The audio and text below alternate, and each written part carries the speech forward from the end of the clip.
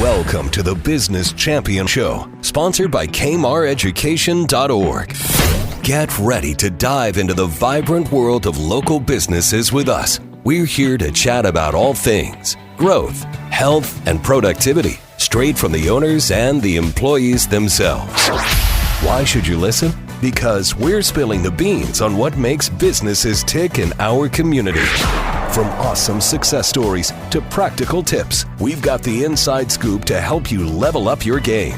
So don't touch that dial and join the party. Here is your host, Marietta Kammerer.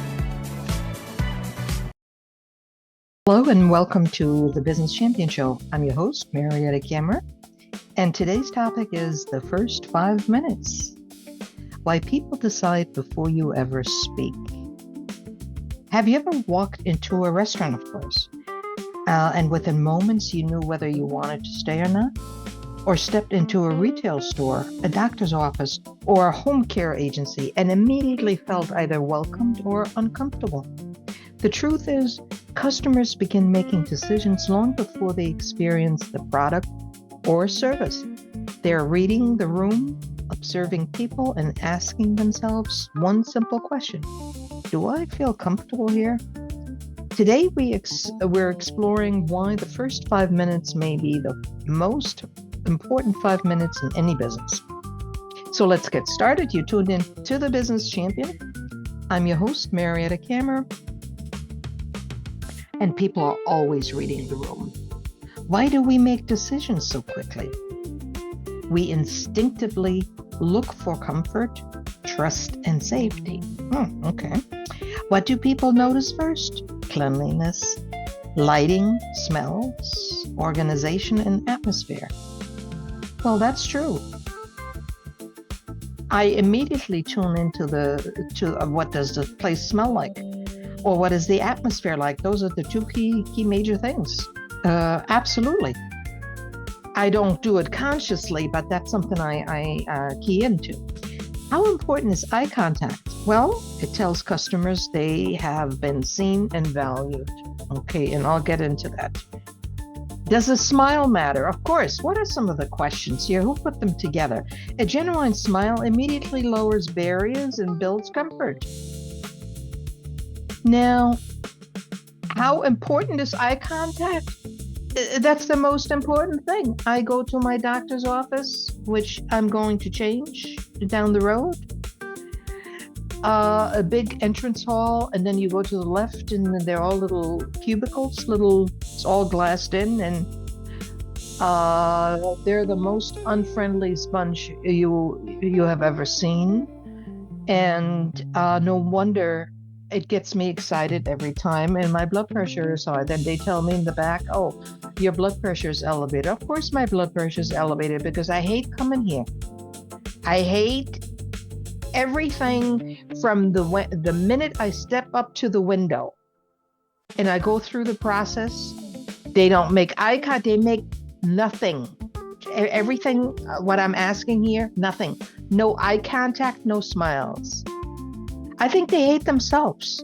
Who would want to work in a place like this? I mean, I wouldn't. I don't even like to go there. So, can customers sense employee morale? Absolutely. Yes, positive energy is contagious, tension is obvious, and that's not a given thing that you have at every place you go. Whether it's the grocery store, at the doctor's office, or at the attorney's office, or wherever you go. They all have their own vibes. What feeling should every business create? Well, this is very simple. Welcome, confidence, and professionalism.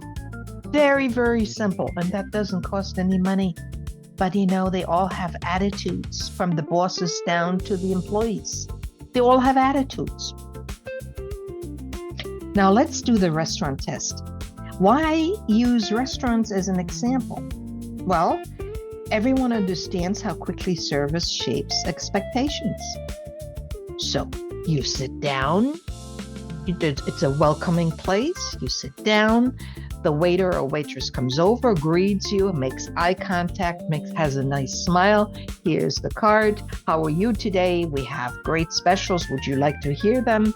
And it's just wonderful, a great interaction between the three of us. So that is pleasant. And she happens to like her job, love her job, and she will recommend a certain dish. And she said, I've tasted it myself, and it's really, really good because of so and so and so. I love that. You don't find that everywhere you go. What do customers notice before sitting down? Well, greeting, acknowledgement, and attentiveness. That's just what I said. This is what I'm looking for. And I'm sure everybody else is too. And maybe there's some people, they're numb to it. I don't know. I have to ask. Let me ask you, the viewer. What is important to you when you walk into a restaurant? Just that you have a place to sit and that the food is good, or you don't care about anything else? Well, I do care about everything else. Can people forgive a wait? I think yes, when communication is honest and respectful. And I would say yes, as long as you communicate with me in an honest way and respectful, and let me know right up front what to expect. Absolutely. So if I'm really hungry, I would say I like to have something that you to nibble on. You can help us with that, I'm sure. So, and if they're smart, they would think of that themselves, a little bread basket or a little appetizer on the house, whatever. It's smart business. Does teamwork matter? I talk about this all the time. It matters so much. You have one link in the chain that doesn't function. The whole link it won't work. Customers notice whether staff help one another. Customers notice whether staff help one another. It's so easy. It's so easy. Do you know, even when I watch TV in the morning or during the day, but there are always certain people on, broadcasters, and they happen to be out of the whole team, there's two specifically, and they sit side by side and they read the teleprompter, and I know they don't like one another. I just know it. They're both individually very nice. One covers the street news, news, and also is in the studio for news or other happenings. And the other lady does the traffic. Both very, very nice, very likable, but put them together, you can tell. I can just tell attitude, and you cannot hide that. When people have to work together and they don't like each other, they're respectful and professional, yes, but they still don't like each other. So, is food alone enough? People return because of both the food and the experience. Now, we're still talking about the restaurant test. I've never worked in a restaurant, and when you work with food and with people and everything, it takes a certain something. Anyway, let me move along. What is a restaurant really selling? Well, a restaurant is really selling hospitality and memorable experience. Oh yes, there are a lot of foodies that go to the latest restaurants, and whole bunch, 5-8 people get together and they go to this new place that just opened up. Oh, it was so memorable. Oh, they had this great dip, and it was made from such and such beans, and then we used the cracker with the seeds, and they talk for weeks about that because they had a nice experience. I'm just using the dip as an entree to my talk. Of course, they will talk about that it was very welcoming, and they felt like, and they were treated like real guests. Anything for the guests. Can I do this? Can I do that? And give a little extra. That's what made it a memorable experience. So I've never been a foodie. because if I was, and I do pretty good myself without hitting the restaurants. But if I hit the restaurants, I would be several hundred pounds because I enjoy food, and you get the idea. Okay.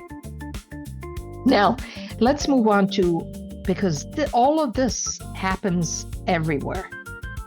Does this apply to retail? Customers want attention without pressure. In a doctor's office, well, the front desk sets the tone before the doctor arrives. And this is what I'm saying. I've been going to this doctor for over 5 years. I'm going to change the doctor, by the way. But that front desk, it gets me every time. And I try to really go in there with my eyes closed just about and numb to anything Marietta just, and try to calm myself down. It just doesn't work. No wonder I the blood pressure goes up before I even sit in her office. Home care agencies.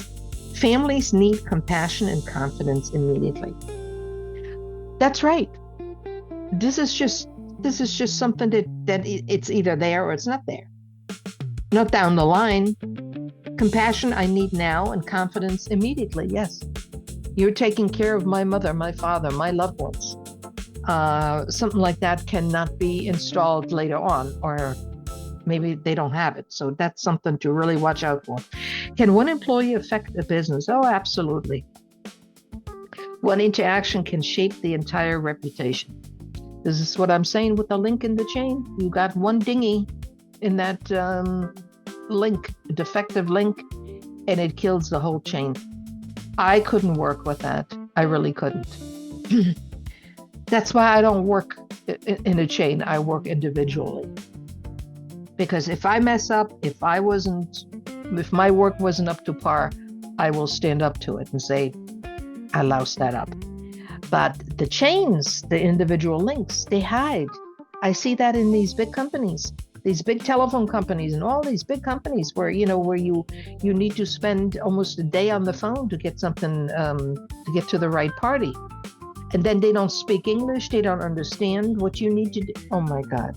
No, they can hide, because nobody can ever get back to them and say, hey, you didn't call me back. Nobody, we can't. It's impossible to get to the same person, right? Have you ever tried that? Let me know if you did. Do customers compare businesses? Oh yeah, constantly. They compare the service, the professionalism, and the communication. That's interesting. Yeah, that's interesting. What do people remember? How you made them feel. And that's so true. That is just so true. Yeah, let's leave it at that. You're listening to the Business Champion Show. I'm Marietta Kammer, and the topic today is the first 5 minutes. Yes, a lot of things happen in the first 5 minutes. Now, what business owners often don't see is, why do owners miss problems? Well, some of them, they become too familiar with their own environment. That's true. Now, people that have just bought a business, an existing business, they want to change everything right away. They may notice a lot how things are being done right now and what they need to change. So, yes, they have to become familiar with their own environment first in order to change something. And we have that ongoing. I see that in businesses. Can a great product overcome poor service? Usually not for too long. Okay. Why should owners become customers? To experience the business with fresh eyes. I go for that. And I tell you, it all depends on how the customer is. If he's Larifari, I come, I go. No. So they are the way they are, and they wouldn't step up for a customer either, because they're selling themselves and anything goes. We have people like that, right? They're just so relaxed. If they deliver, fine. If they don't, that's fine too. They have that attitude, right? You've met people like that. How important is consistency? To me, it's everything. It builds lasting trust. It's everything to me. Can small improvements matter? Small changes often create big results. I constantly change when I see changes need to be done. Improvements, small improvements, absolutely. I've done that all my life. Who should give feedback? Customers, employees, and trusted advisors. I think so. I like to get customers' feedback, employees, and trusted advisors. Absolutely. Absolutely. Let me take a little sip of my iced coffee. Okay. Now, what is the most important question here? If I walked in today, would I stay or buy? Okay. Can businesses improve? Every day through continuous attention.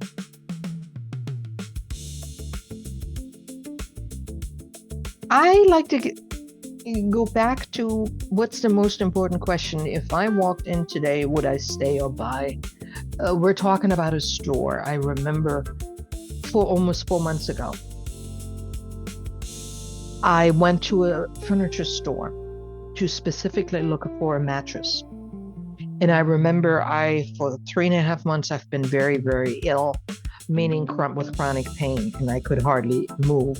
But I went to a furniture store to look at a mattress, which was a big mistake, but that's what I did. And just walking through, he was the only one there. He was one of the two owners, And he was unwrapping something, and I was early, and I said, let me look around a little bit. And the whole place was lit up. It would light on these LED lights. You go from one section, the lights turn on, the other ones would turn off and everything. And just the atmosphere in there with him. And I tried to strike a conversation with him and talk to him a little bit, and this, that, and the other. And he wasn't interested in anything what I had to say. It was about the hardest talk I did for an hour or so. And he was trying to sell me a mattress of $4,000.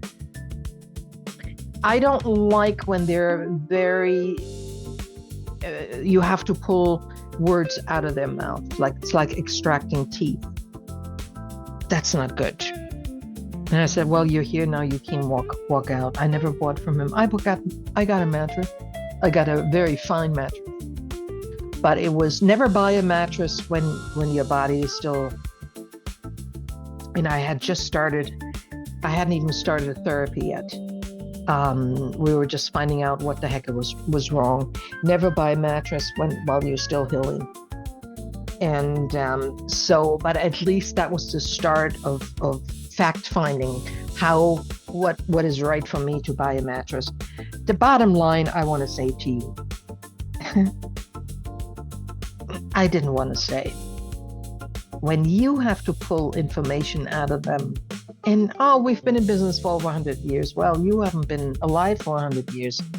And his brother is totally different. His brother is very kind and is very engaging. I wouldn't want to spend a cent, not even a soda, with him. So can businesses improve? Yes, they can. People won't change. People won't change. That's just something that's a lost cause.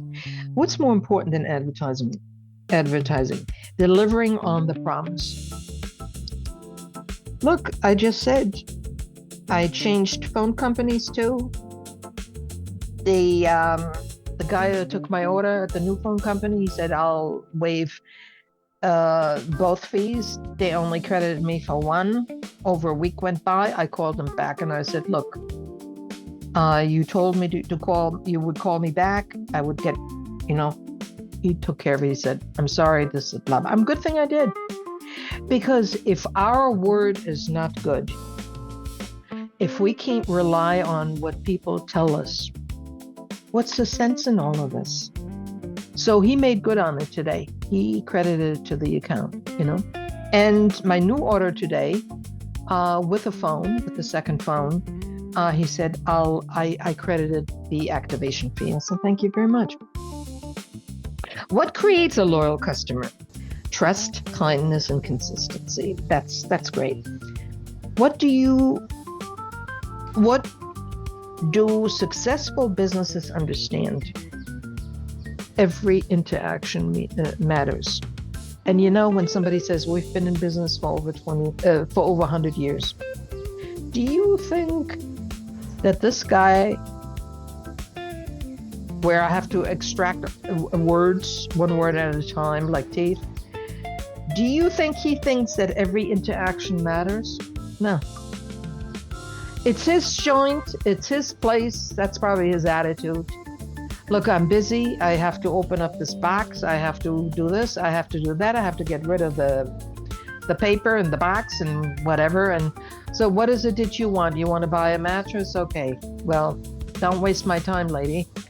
You can tell when they don't want to talk to, you know what, they should just stay home in their chair or in the backyard and look at their vegetable garden.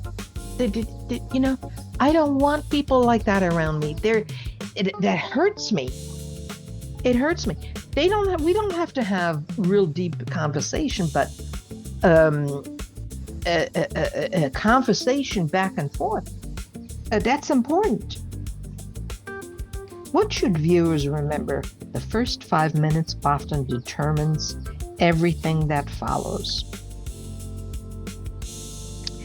I feel very, very strong about this. The first 5 minutes is everything. Whether you're on the telephone and you cold call a person, you can tell exactly, oh, you got to the secretary, oh, it's at such and such office, and what the rest of the people will be like, or the attorney or the doctor or whatever. It's just how they answer the phone and how they communicate with you, what they can get away with.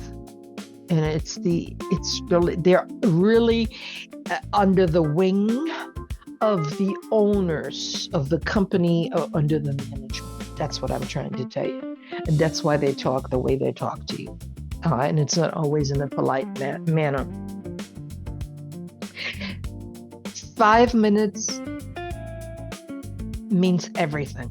Whether you go to the grocery store, you want to return something, the person at the desk gives you a hard time. Why and how come? And you have the receipt, and even you have the receipt, and it's right there in black and white. They give you an attitude. Checking out at the checkout counter. All they have to do is scan, move products and move items as quickly as possible, and so forth. Your attitude is seen and felt any place. So, and majority of the people, they take their attitude that they have at home with their husband, wife, with their aunt, uncle, and who else they live with, and bring it into the store, into the public arena. I will not accept that. The first 5 minutes, you know that in the first 5 seconds, if you like somebody or not, okay? If that person is interested in you on a personal level, or where's the conversation going? It takes 5 seconds, 10 seconds. Just the way they look at you and the way they sit, the way they stand, the way they talk with their hands, how they're dressed and how they're manicured or not manicured. We just pick all of this up. It's just really amazing, the first 5 minutes. It's applicable to so many areas. So, my friends, Whether you own a business, manage a team, or simply want to improve the experience you create for others, remember this: people decide how they feel about you long before they hear your presentation. If today's conversation made you look at your business differently, I would love to help.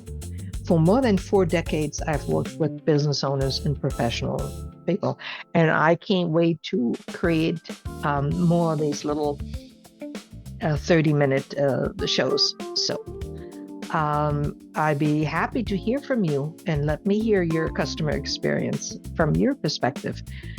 So I invite you to reach out. Sometimes the biggest breakthrough begins with the first 5 minutes. So thank you for listening. Thank you for watching. I'm Marietta Kammerer. Till next time. Bye-bye.